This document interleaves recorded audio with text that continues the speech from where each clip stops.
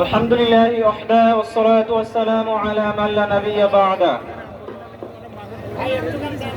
বাংলাদেশ জামায়াত ইসলামী তালা উপজেলা কর্তৃক আয়োজিত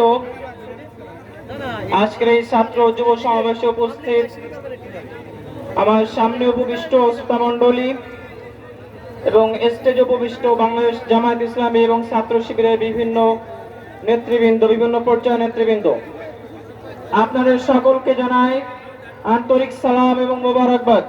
আসসালামু আলাইকুম ওয়া রাহমাতুল্লাহ। প্রিয়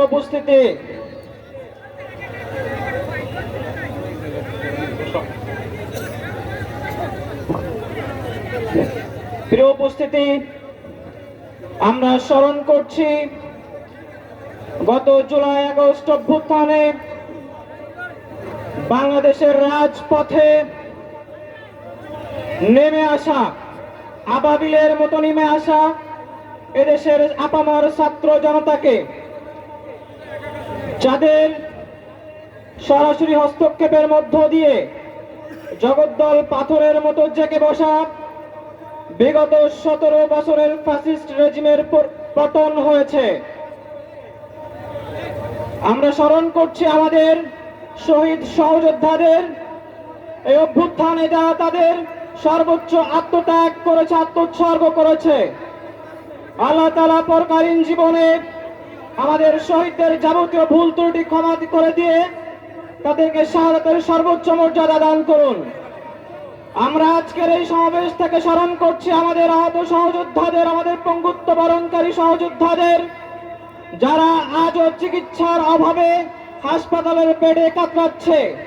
রাষ্ট্র যাদেরকে পুনর্বাসন করতে পারেনি, আমরা রাষ্ট্রীয় দায়িত্বশীল মহলের কাছে আবেদন জানাচ্ছি, তাদের দৃষ্টি আকর্ষণ করছি, আমাদের সহযোদ্ধা ভাই এবং বোনদের সুচিকিৎসার ব্যবস্থা করুন। রাষ্ট্রীয় উদ্যোগে তাদের পুনর্বাসন নিশ্চিত করুন। আমরা স্মরণ করছি ফিলিস্তিন, কাশ্মীর, আরাকান সহ জাতিগত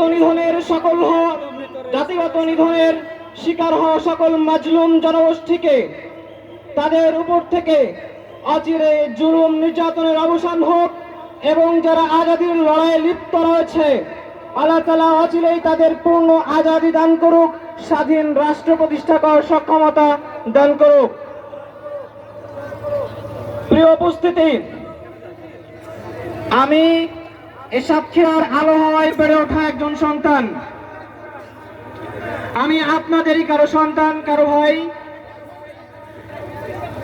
কারো নাতি সমতুল্য। এ মাটির আলো হাওয়া বাতাসে বেড়ে উঠেছি। আমি আমার শিক্ষা জীবনের ধাপে ধাপে অগ্রসর হওয়ার চেষ্টা করেছি। একটা পর্যায়ে বাংলাদেশের অন্যতম সেরা বিদ্যায়তন ঢাকা বিশ্ববিদ্যালয়ে ভর্তি হওয়ার সুযোগ পেয়েছি।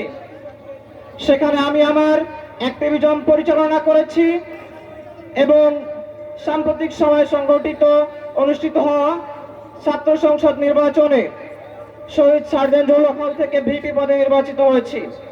নির্বাচিত হওয়ার মধ্য দিয়ে আমার উপর প্রায় 2000 শিক্ষার্থীর আমানত অর্পিত হয়েছে। এই আমানত দায়িত্বের শেষ দিন পর্যন্ত দায়িত্বের যথাযথ অনুভূতি নিয়ে সংরক্ষণ করতে চাই। প্রতিটি শিক্ষার্থীর আমানত তাদেরকে বুঝিয়ে দিতে চাই। এই যাত্রায় আপনাদের দোয়া কাম্য, আপনারা দোয়া করবেন যেন দায়িত্ব যথাযথভাবে পালন করতে পারি। প্রিয় উপস্থিতি, আজকে বাংলাদেশ জামায়াত ইসলামী অর্থাৎ বাংলাদেশের অন্যতম বৃহৎ রাজনৈতিক দলের একটি ছাত্র যুব সমাবেশে দাঁড়িয়ে আছি। এই রাজনৈতিক মঞ্চ থেকে বাংলাদেশের রাজনৈতিক দলগুলোর উদ্দেশ্যে দুটি প্রত্যাশা ব্যক্ত করতে চাই। আমরা দেশের রাজনৈতিক দলগুলোর উদ্দেশ্যে বলতে চাই, আপনাদের প্রতি এদেশের ছাত্র জনতার এক ধরনের আস্থাহীনতা তৈরি হয়েছে আপনাদের বিগত সময়ের কার্যক্রমের মধ্য দিয়ে। আমরা জুলাই অভ্যুত্থানের মধ্য দিয়ে যে রাষ্ট্রকল্প নির্মাণ করতে চেয়েছিলাম, এদেশের ছাত্র জনতা অভ্যুত্থানের অপব্যবহৃত সময়ে এদেশের রাজনৈতিক নেতৃবৃন্দর উপর দায়িত্ব হস্তান্তর করে নিজ নিজ কর্মক্ষেত্র ফিরে গিয়েছি।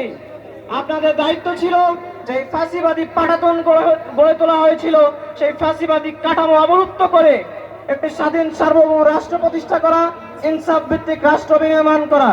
কিন্তু আমরা অত্যন্ত দুঃখের সাথে লক্ষ্য করছি যে বিগত সময়ের ফ্যাসিবাদী কাঠামোর অবলুপ্তর পরিবর্তে আপনারা সেই ফ্যাসিবাদ, নয়া ফ্যাসিবাদ কায়েম করার নজির স্থাপন করছেন।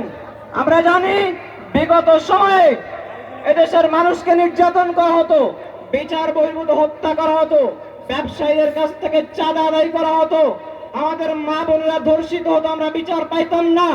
প্রশাসনের অভ্যন্তরে যারা কালপ্রিট লুকিয়েছিল, প্রশাসন ছিল জবাবদিহিতার ঊর্ধ্বে। কিন্তু আমরা আজও দেখতে পাই ফ্যাসিবাদ পরবর্তী বাংলাদেশে আমাদের রাজনৈতিক নেতৃবৃন্দ একই স্বরে কথা বলছেন। আজও আমাদের রাজনৈতিক নেতৃবৃন্দ বলেন, তোমরা রিটার্ন পাস করে আসো, চাকরি দেওয়ার দায়িত্ব আমাদের ভাইবা আমরা দেখব।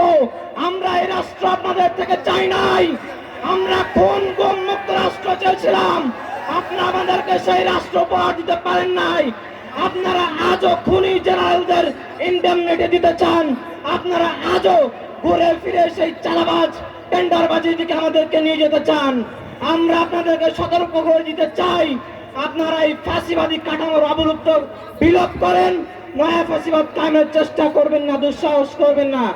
যদি তা করেন, যে এই জনগণের পেটে লাথি মেরে আপনারা নিজেদের আখের গোছাচ্ছেন, এই জনগণ এই লাথি যখন ফিরিয়ে দেওয়া শুরু করবে, পালানোর জায়গা পাবেন না। কাজেই সবাই থাকতে সাবধান হয়ে যান, জনগণের আকাঙ্ক্ষাকে বাস্তবায়ন করার চেষ্টা করুন। দ্বিতীয়ত, আমরা মনে করি রাজনৈতিক দলের মৌলিক দায়িত্ব হচ্ছে সরকার গঠন করা এবং জনগণের ম্যান্ডেট নিয়ে গঠিত সেই সরকারের দায়িত্ব হচ্ছে জনগণের জীবনকে সহজ করা, জনগণের জীবনমান উন্নয়ন করা এবং পাশাপাশি আন্তর্জাতিক আগ্রাসন থেকে রাষ্ট্রের সার্বভৌমত্বকে, রাষ্ট্রের স্বাধীনতাকে হেফাজত করা। আপনার সেই দায়িত্ব পালন করার চেষ্টা করুন। আমাদের এই জনপদের মানুষ বঞ্চিত, নিপীড়িত, মেহনতি মানুষ। আমরা এই জনপদের যারা জনপ্রতিনিধি হতে চান, আমরা আপনাদেরকে বলতে চাই, আমার কৃষি নির্ভর মানুষ, আমাদের নদীগুলো মৃতপ্রায় অবস্থায় আছে। প্রত্যেক বছর নদীর নাব্যতা হারানোর কারণে, জোয়ার ভাটা বন্ধ হয়ে যাওয়ার কারণে আমাদের হাজার হাজার হেক্টর জমির ফসল নষ্ট হয়ে যায়।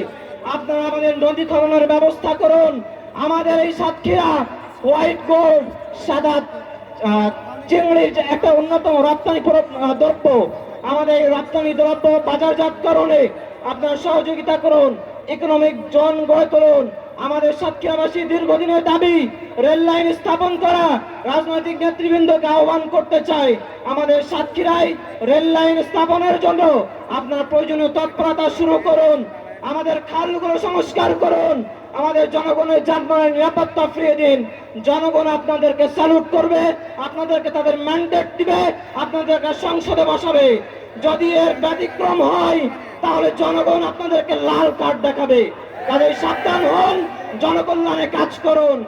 বাংলাদেশ দীর্ঘজীবী হোক। আপনার বাংলাদেশকে আমরা সমৃদ্ধভাবে একটি সমৃদ্ধশালী রাষ্ট্র হিসাবে গড়ে তুলতে চাই। বাংলাদেশ জিন্দাবাদ, ইনকলাব জিন্দাবাদ, ফিলিস্তিন জিন্দাবাদ।